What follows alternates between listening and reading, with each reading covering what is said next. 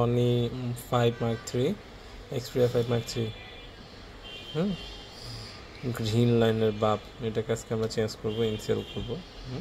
সাধারণত রিপেয়ারিংয়ের মাঝখানে কোনো ভিডিও করি না, বাট সনির এই যে Xperia 5 Mark 3 এটা রিপেয়ার করতে যে মানে খুললাম, তো এদের বিল্ড কোয়ালিটি নিয়ে আমার খুব আশা ছিল যে এটা খুব ভালো কিছু হবে।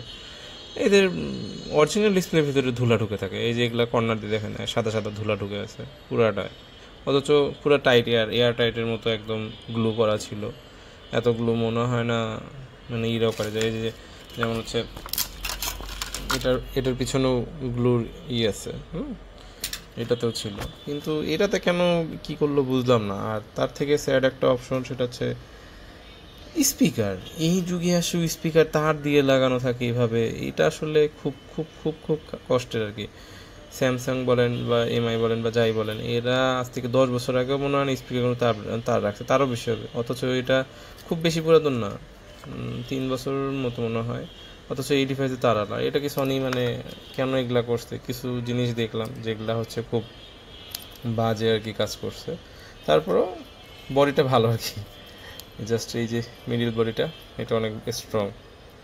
আদার্স আমার কাছে খুব একটা ভালো মনে হয়নি। আর এই যে এটা হচ্ছিলো স্পিকারটা নিয়ে আমি খুব ডিসঅ্যাপয়েন্টেড। এটা কেন তারা নর্মাল কোয়ালিটি দিল, বা এটা কেন তারের সিস্টেম দিল আল্লাহ জানে। আদার্স যাই হোক, যারা রিপেয়ার করে তারা বোঝে যে আসলে এরকম কেন করছে সনি, আল্লাহ জানে। প্রত্যেকটা জায়গায় জায়গায় ধুলা ঢুকে আছে, মানে এই ফোনের ক্ষেত্রে না, সব ফোনে। আমি আরও 2-1টা ফোন দেখছি, সেটাতেও কিছু কিছু ধুলা ছিল। যাই হোক, আলহামদুলিল্লাহ সুন্দর ফিটিং হয়েছে। আর টিএফটি ইনসেল ডিসপ্লে হিসেবে যতটা খারাপ ভাবছিলাম অতটাও খারাপ না, অনেক ভালো।